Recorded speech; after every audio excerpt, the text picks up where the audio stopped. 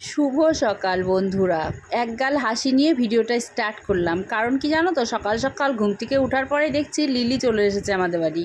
সুইটি আর নিতা এসেছে, ওর তার সঙ্গে সঙ্গে লিলিকেও নিয়ে এসছে। তার দাঁড়াও তোমাদের দেখায় লিলি কি করছে। সুইটি নিতা গেছে রক্ত পরীক্ষা করতে, নিতার রক্তর একটা টেস্ট ছিল সেটা করতে গেছে, আর ও দাঁড়িয়ে দাঁড়িয়ে ওদের অপেক্ষা করছে। মা আসো, মা আসো, বিছানায় আসো, দিদি আসবে, আসো দিদি আসবে, দিদি রক্ত পরীক্ষা করতে গেছে।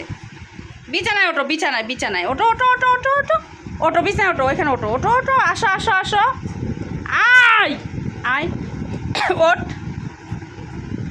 ওঠ ওঠ, শোনা ওঠ, ওঠো, আসো আসো আসো, আমি আদর করবো, দিদি এখনই আসবে, আসো। ও দিদির অপেক্ষা করছো, দিদি বাইরে চলে গেছে, ও ভাবছে থুয়ে চলে গেছে ওকে। তোমার দিদির জন্য কষ্ট হচ্ছে, কষ্ট হচ্ছে দিদির জন্য, দিদি এখনই আসবে, দিদি ওটা রক্ত দিতে গেছে, রক্ত এখনই আসবে, দিদি আসবে, তারপর আমরা চা খাবো একসঙ্গে।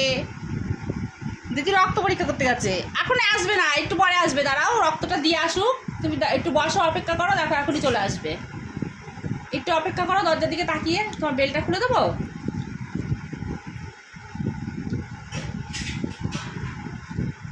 দিদি আসবে, আমরা চা মুই খাবো, আমার চুনাতা চা খাবে, মুই খাবে, খাবে মুই, মুলি খাবে আমার চুনাতা। খোলো বেলটা, খোলো বেলটা, খোলো, সরো, পরে পরে পড়বো আবার বাড়ি যাওয়ার সময়। বুঝেছো? এই দেখো তোমাকে কি সুন্দর লাগছে, এই দেখো, দেখতে পাচ্ছ তুমি, দেখো দেখো ফোনের মধ্যে দেখো কি সুন্দর লাগছে আমার চুনাটাকে, টিপ পেয়েছে আমার চুনা, টিপ পেয়েছে। শোনা, তুমি আমার শোনা, কে আমার সোনা, লেবু না তুমি?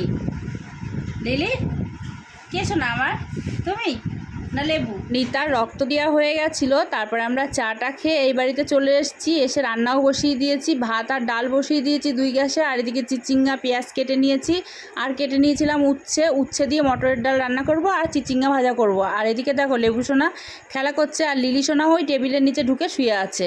এই দেখো চিচিঙ্গা ভাজাটা মোটামুটি হয়ে গেছে, এক গ্যাসে ডাল হচ্ছে আর এক গ্যাসে চিচিঙ্গা ভাজা করছি। আর চিচিঙ্গা ভাজাটা আজকে লোহার কড়াইতে করছি। এই লোহার কড়াইটা আমি আমার মেয়েকে গিফট করেছিলাম, কারণ ও ভাজা পোড়া খেতে খুব ভালোবাসে, আর এই কড়াইটা পুড়িয়ে কালো করে রেখে দেয়, আর আমার খুব রাগ হয়ে যায়, তার জন্য আমি ওকে একটা লোহার কড়াই কিনে গিফট করেছি। আর এই দেখো বাসন টাসন সব মাজা হয়ে গেছে, রান্নাবান্নাও কমপ্লিট, রান্নাঘর পরিষ্কার করে দিয়েছি। আর রান্নাটাও তোমাদের একবার দেখিয়ে দিয়ে, দেখো চিচিঙ্গা ভাজাটা একদম লাল লাল করে সুন্দর করে ভেজে নিয়েছি, কারণ চিচিঙ্গাটা কেউ খেতে পছন্দ করে না, কিন্তু বছরের সবজি তো একবার খেতে হয়।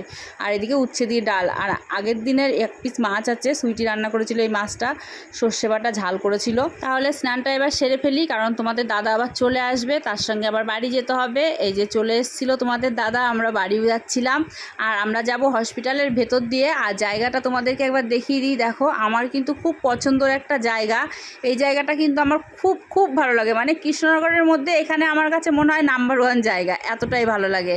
তারপরে তোমাদের দাদা স্নান টিনান করে খাওয়া দাওয়া করে আমরা একটু রেস্ট নিলাম, নেওয়ার পরে এই যে আমরা এখন একটু রেডি হচ্ছি, বেরোবো। আজকে অনেক দিন পরে এই হাতাওয়ালা কুর্তিটা পরলাম, হাতাওয়ালা কুর্তি সবগুলোই, হাতা কাটা কুর্তি আমার কাছে কম, কিন্তু গরমের জন্য না একদম পরতে পারিনি। আজকে ওয়েদারটা একটু ঠান্ডা আছে, সেই জন্য পরলাম এই কুর্তিটা, কেমন লাগছে কমেন্ট করে জানিও। আর চলে এসেছি এই দেখো রাস্তায়, গাড়িতে তেল তুলতে হবে, আর তাছাড়াও আমরা একটু চা খাবো, চা খেয়ে তারপরে বাড়ি ফিরবো।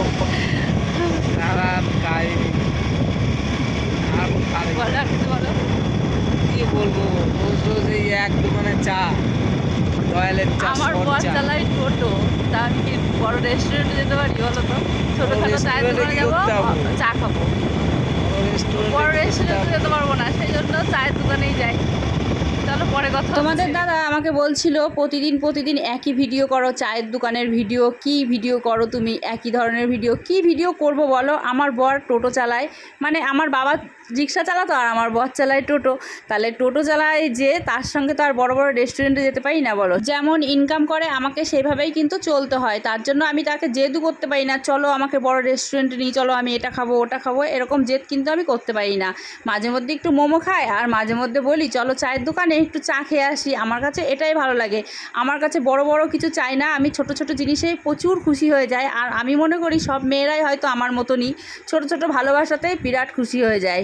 সোনা গয়না টাকা পয়সা কিছুই লাগে না, একটু খুশি করার জন্য একটু চায়ের দোকানে নিয়ে যাওয়া, মাঝে মধ্যে একটু ঘুরতে নিয়ে যাওয়া, এটাই আমার কাছে অনেক। মোমো দিয়েছে, মোমোর সঙ্গে চাটনি দিতে ভুলে গেছে, আসলে কাকিমার মাথাটা ঠিক ছিল না, তো সেই জন্য কাকিমা ছিল আজকে, ওই দাদাটা ছিল না, কাকিমার মাথাটা খারাপ, এই জন্য দাদাটার পাথর হয়েছে, তো শরীর খুব প্রচণ্ড মানে কি খারাপ, তো সেই জন্য ভুল হয়ে গেছে। তো আমি আজকে দেখো স্যুপ দিয়ে মোমো খাবো, কিছু করার নেই, কারণ আমার চাটনি দেয়নি, চাটনি বলতে যে সস দেয়নি, আর সস আমার ঘরেও নেই যে আমি সস ঘরের থেকে সস নিয়ে খাবো, তো সেই জন্য আজকে স্যুপ দিয়ে মোমো খাচ্ছি।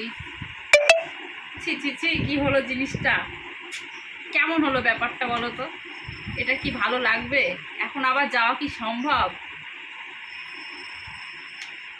খেয়ে দেখি, তোমাদের বলছি।